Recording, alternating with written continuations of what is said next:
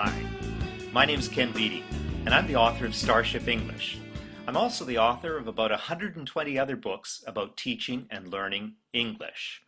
Today I'd like to talk about using group work, pair work, and individual work to help students learn.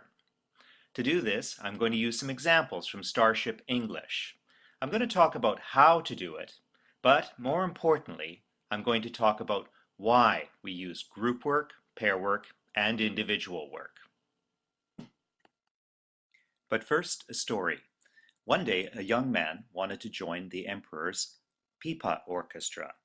There were many players, so he thought that no one would hear him if he made mistakes. But when the emperor asked to hear each player individually, the young man ran away. What does this story tell us? It tells us that students, in fact all of us, are comfortable in groups. That means that no one is going to look too closely at the problems that they have or the errors they may be making. Group work is a safe place for students.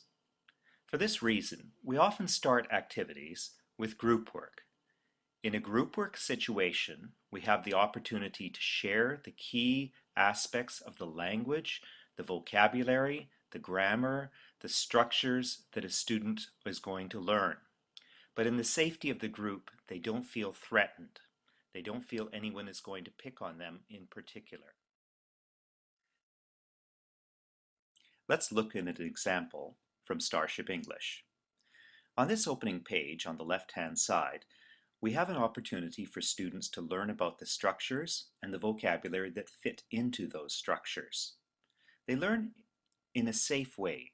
They look, listen, and talk about what is going on and see how Star, a character who is from another world, so doesn't understand everything in ours, asks what may seem like silly questions to some.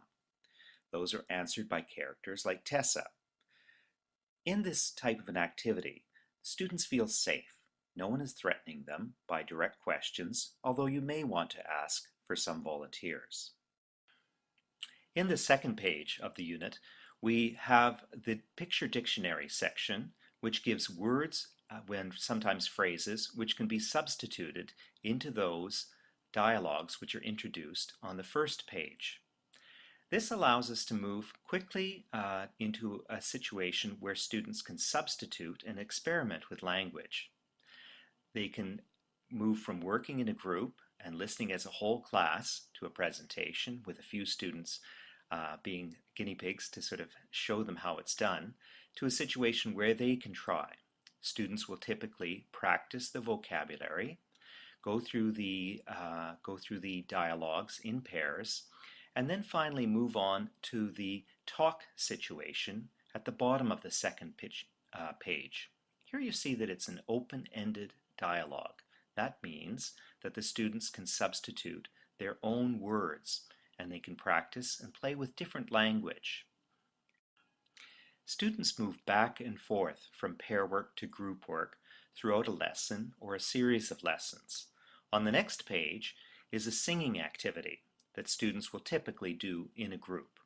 You might choose different ways of breaking it up, but generally the students will be performing the song or practicing the song to exercise their fluency and their pronunciation. They will do it in a way that they're often not thinking about what's going on. From here, we move into individual work.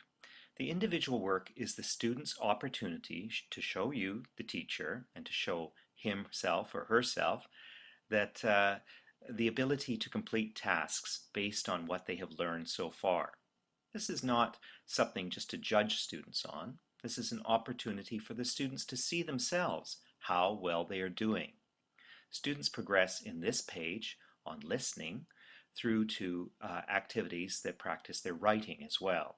And finally, games at the end which probably take them back to pair work activities. Thanks so much. My name is Ken Beattie, and I'm a teacher and a writer. Stay tuned for more YouTube videos about other topics of interest to teachers and learners.